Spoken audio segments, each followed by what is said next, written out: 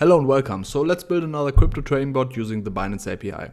This time we are going to build a reversal strategy and incorporate a trading stop loss mechanism. So the first Python script is populating a SQLite database with live data, updating it every second. I've covered the coding of this script in my previous video, which I will link in the video description. The second script is accessing the live data and implements the strategy. So the strategy is buying the cryptocurrency if it has fallen by a certain amount over the last X amount of seconds. So as an example, it is buying if the asset was falling by 0.1% in the last 60 seconds. You see in this chart visually how it is working. So you see this drop here and then the subsequent raise. The selling condition is based on a trading stop loss mechanism, which I will explain in the next slide. So trading stop losses are very crucial when it comes to trading. They enable to reduce your risk by also making it possible to profit from price gains. So let's take a look at a simple example. You're buying the asset for say $100. The benchmark for setting the stop loss is therefore the current price level, $100. The amount of loss you are able to take is 5%. So you just inform the broker, I want to take max 5% loss of my investment, and if this threshold is reached, you are automatically selling the asset. So in this case, you are selling once the asset is worth $95, or in other words, you are selling once the price is below the current stop loss level. That is why we have no here. Now, if the asset is increasing to $120, the new benchmark is 120 and the new stop loss is now 114, which is 95% of 120. In this case, nothing is happening as the new price is above the trailing stop loss limit. That is why we have no here again. Now let's take a look at the third row. The asset is dropping to $110. Now the benchmark is still 120 as 120 was the max price. The stop loss is therefore still 114 and 114 is above the current price. So the stop loss order is being triggered and you are selling the asset. In summary, you are making the deal of taking a maximum loss of 5%, but you ended up with a profit as the stop loss was adapting to new price levels. Okay, now let's take a look at which cryptocurrency we are trading. I let you decide and you pick the I don't care token, but unfortunately I have to tell you that it is currently not tradable, so we are taking the second choice, ADA or Cardano. I know this might be disturbing, but I just wanted to remind you that leaving a sub is a tremendous support for me and enables future content. So I thank everyone for your support, both in the past and in the future. Some important disclaimers. Cryptocurrency and in specific automated trading is bearing a huge amount of risk and may result in a total loss of your invested capital. Cryptocurrencies are not regulated and the Python Binance API wrapper is not official. Even more important disclaimer, don't blindly follow my instructions. I'm providing you ideas and show you example trades. You need to do your own research, assess and manage the risk based on your own risk profile and make proper adjustments. Do not execute code you don't understand 100%. Losses are part of trading. That's the reality. Be aware of the risk you want to take. Okay, so let's start with the first script, which is pulling live cryptocurrency data and is storing that into a SQLite database. As said, I've coded the script in my previous video. I just did some amendments here. So I'm defining the cryptocurrency pair, which is ADA USDT. Then connect to the Binance API, define an engine to connect to SQLite, and access the Binance Socket Manager, which enables us to pull live prices. Also, I'm defining a function here, which is transforming the requested data into a data frame. And this code block finally is requesting live prices and is storing them into our database. So let's execute all those cells.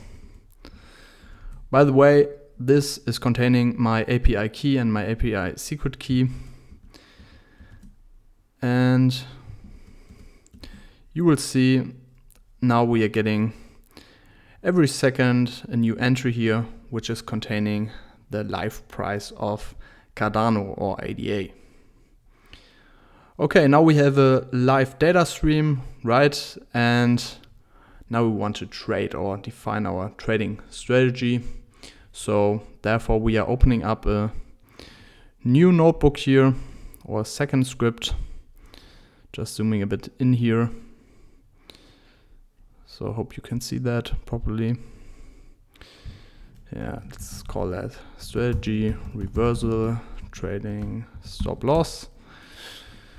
And here we need to import SQL Alchemy to connect to our live database, SQLite. We need pandas for data handling, and we need the Binance client. What I need to do first again is to run my Binance keys notebook, where I'm storing my API keys here, IP, Y, and B.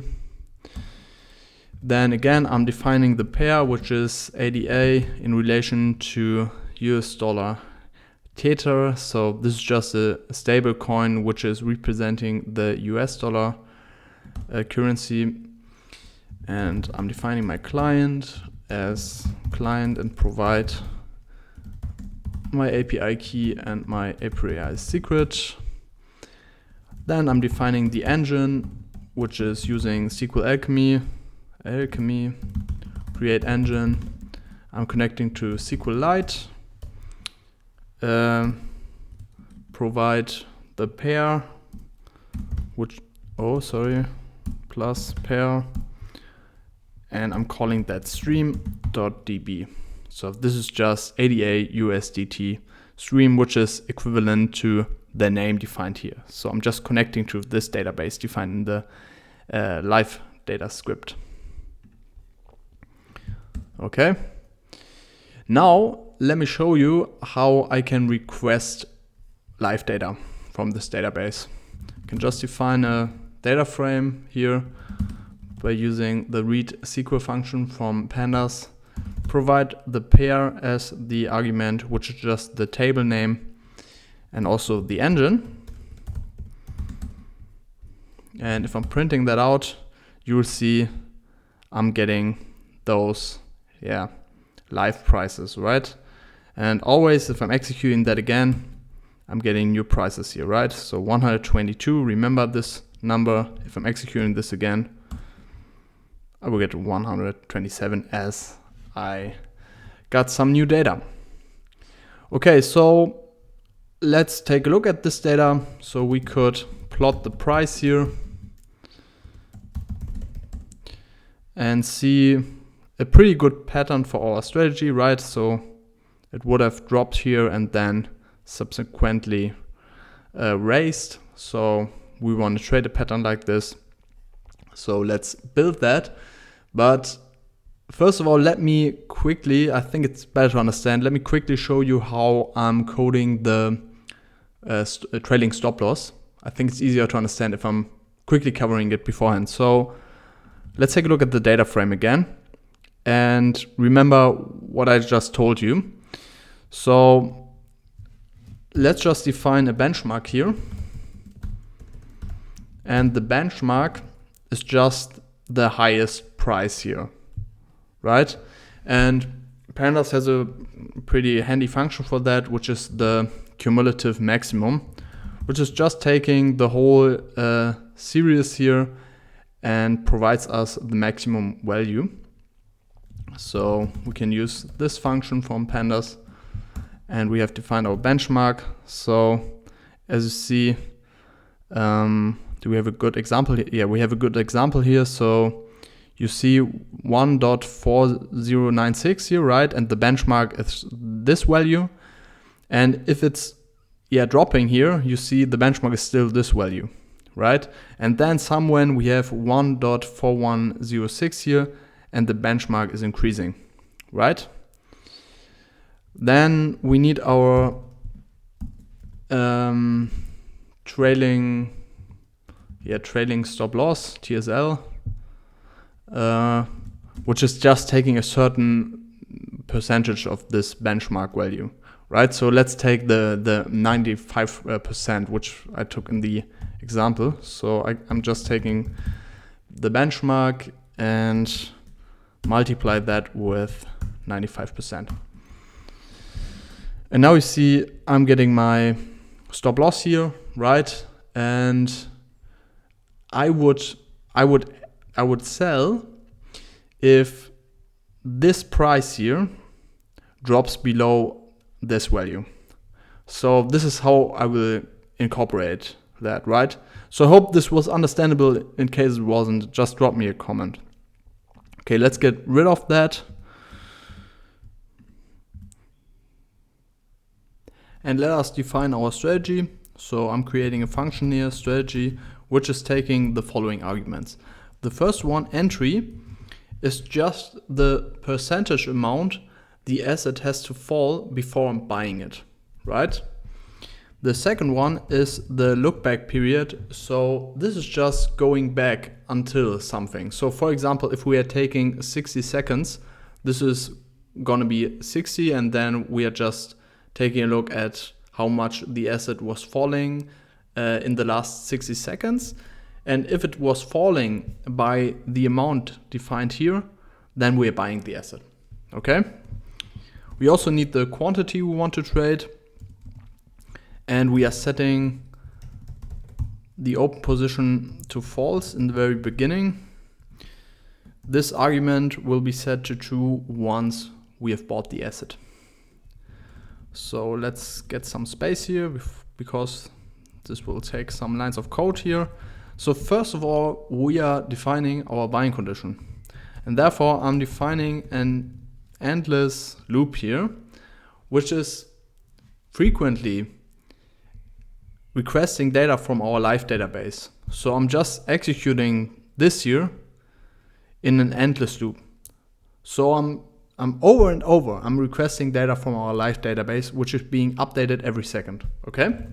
So I'm defining pd read SQL here, provide the name of the table, which is pair ADA USDT, and I'm taking our engine defined above.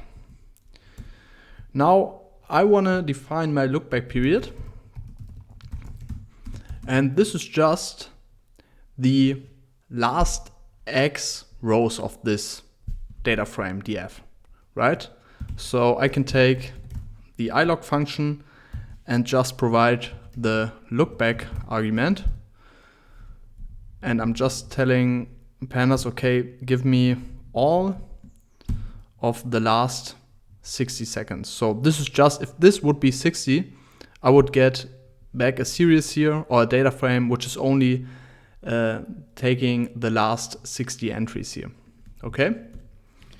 Now I want to cumulate the returns over these last 60 seconds, right? And this is what I'm doing in the next step. And I'm just writing it down here. I've explained that in detail in another video, which I will link in the video description. This is just cumulating the returns. I'm just taking the look back period here, take the price column and apply the relative change here. Then add a 1 to that. Take the cumulative product out of that and subtract a 1 afterwards. So again, this is just the cumulative return over this look back period. Now we want to check if this cumulative return is below our entry, right? And how can we check so? By just taking the very last entry of this cumulative return series. So we are just taking the very last row. So we are taking if the cumulative return last entry, so this is just the last row of this cumulative return. If this is below the entry, then we want to trigger a buy order, right? So we are defining the order as client create order. So this is just a Binance API or Python wrapper API specific, which I've explained in the last video. I'm just defining the symbol which I want to trade, and this is just ADA USDT, defining the site as buy, as I want to buy the asset. And I want to have a market order here. You could also work with limit orders, and the quantity is just my provided quantity as the argument here. Right? After that, I want to have a feedback which is providing me details of the order. So I'm just printing the order out. And I'm setting the open position to true now. And after I've done that, I'm breaking this endless loop here, right? Because now I have everything what I need. I have the point where this asset was dropping below a certain amount, so below the entry, and now I want to buy the asset, so I don't have to pull data anymore. And now we have an open position, right? We've bought the asset. And now we want to code our trailing stop loss mechanism. So I'm just commenting here that you have an idea what is happening. So trailing stop loss part from here on. Now I want to say, okay, if my open position is true, which it is when I have placed an order here, then I want to define my stop loss condition. And for that, I have to request data again, endlessly. So I'm defining an endless loop here. And now you need a bit of SQL knowledge, but I'm trying to explain it in detail here, what I'm doing here. So I'm pulling data, but I want to have only data from the time after I've placed the order, right? And to get this, you have to understand that the order here has a transaction time, right? So the order is a dictionary containing certain details like the transaction time, the price, and so on. And you are accessing the information of the order by just accessing entries of a dictionary. So just as an example order. If I want to have the transaction time, I'm just using it like so. Order and then transaction time. Now, how can I get data from our database which is happening after I've placed the order?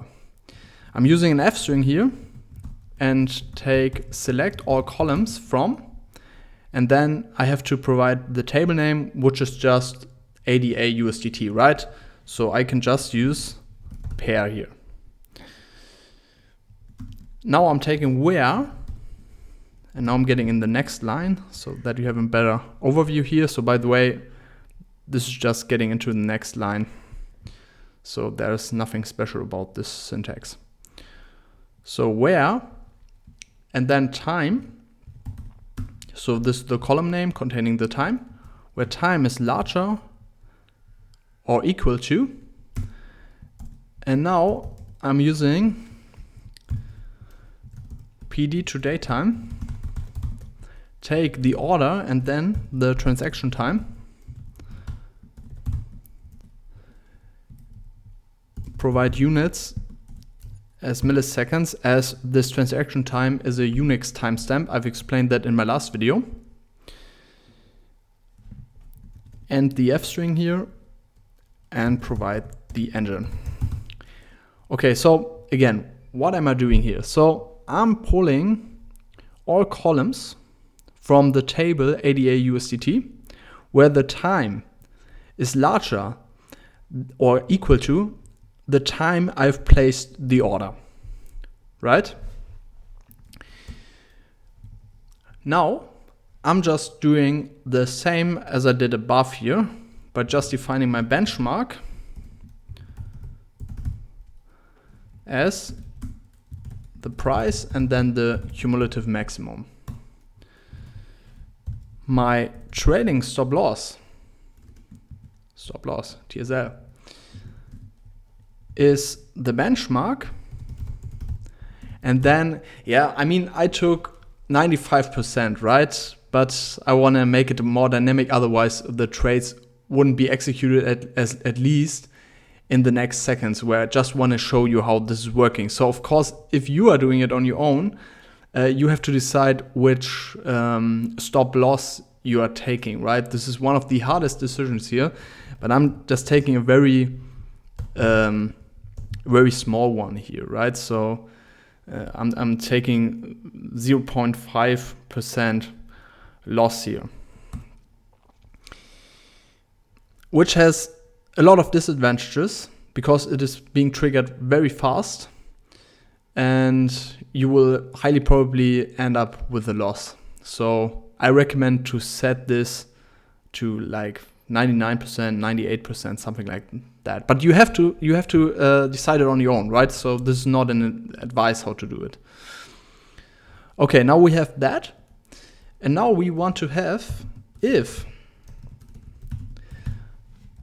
our price, as explained, is below the TSL, trading stop loss.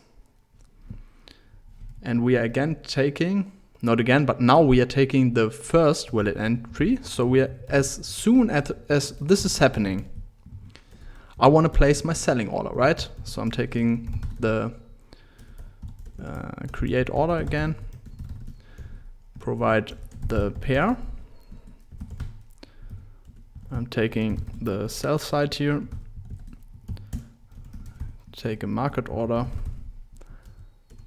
and provide my quantity as my quantity here.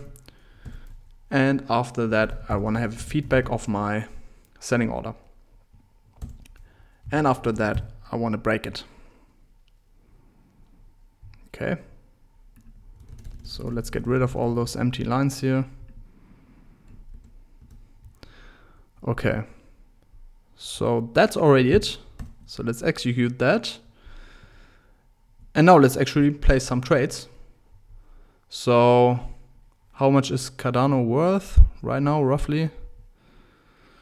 Roughly 1.41. Yeah, let's do some, let's take 50 of that, right? It's roughly, I don't know, 70, 80 euro.